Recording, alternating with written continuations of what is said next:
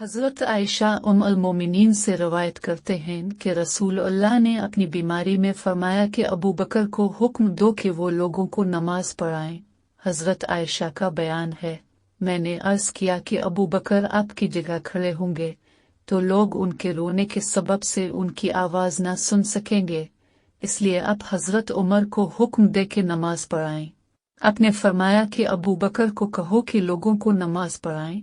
आयशा का बयान है कि मैंने हिफ्सा से कहा कि तुम नबी से अर्ज करो कि हज़रत अबू बकर जब आपकी जगह पर खड़े होंगे तो उनके रोने के सबब से लोग उनकी आवाज़ सुन न सकेंगे, लिहाजा उमर को हुक्म दीजिए कि वो नमाज पढ़ाएं। चनाचा हिफ्सा ने ऐसा ही किया तो रसूल अल्लाह ने फरमाया कि तुम यूसुफ की साथी औरतें हो, अबू बकर को हुक्म दो कि लोगों को नमाज पढ़ाएं। हज़रत हिफ्सा ने हज़रत आयशा से कहा कि मैंने तुमसे कभी कोई भलाई नहीं पाई। नसरी से रवायत करते हैं, मोहम्मद बिन जबीर बन मुतम ने भी इसका जिक्र किया था कि मैं मालिक के पास गया, इनसे पूछा तो उन्होंने बयान किया कि मैं चला ताकि हज़रत उमर के पास जाऊं।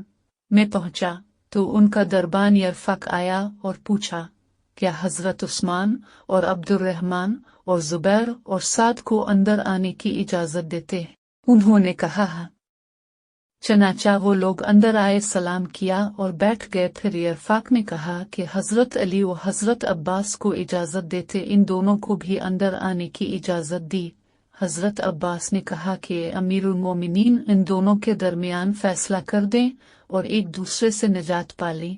हज़रत उमर ने उनसे कहा कि सब्र करो, मैं तुम्हें अल्लाह का वास्ता देकर पूछता हूँ कि जिसके हुक्म से आसमान और ज़मीन कायम हैं, क्या तुम जानते हो कि नबी ने फरमाया कि हमारा कोई वारिस न होगा, हमने जो कुछ छोड़ा वो सदका है, और ये नबी ने सिर्फ अपनी ज़ात के मुतालिक फरमाया? इन लोगों ने हाँ आपने फरमाया है। फिर हज़रत उमर हज़रत अली और अब्बास की तरफ मुतवज्जे हुए और कहा कि मैं अब दोनों को अल्लाह का वास्ता देकर पूछता हूँ, क्या आपने ये फरमाया? उन्होंने कहा। हज़रत उमर ने कहा कि मैं तुम लोगों से इसकी हकीकत बयान कर दूँ।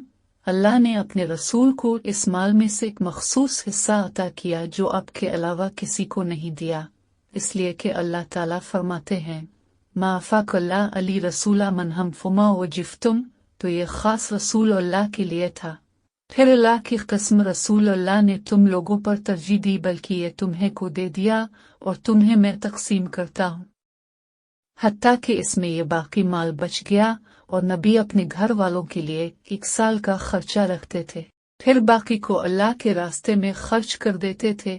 नबी ने जिंदगी भर इस तरह किया।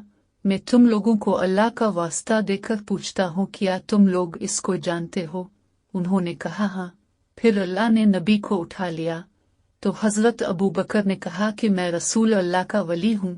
चनाचा इस पर उन्होंने कब्जा कर लिया और जिस तरह रसूल अल्लाह करते थे इसी तरह उन्होंने भी किया, और हज़रत अली और इब्न अब्बास की तरफ मुतवज्जे होते हुए कहा कि आप दोनों इस वक्त मौजूद थे और आप दोनों गुमान करते थे कि हज़रत अबू बकर ऐसे ऐसे हैं, हालांकि अल्लाह जानता है कि वो इस मामला में सच्चे थे, नेक थे, रास्ते पर थे, हक के ताबे थे।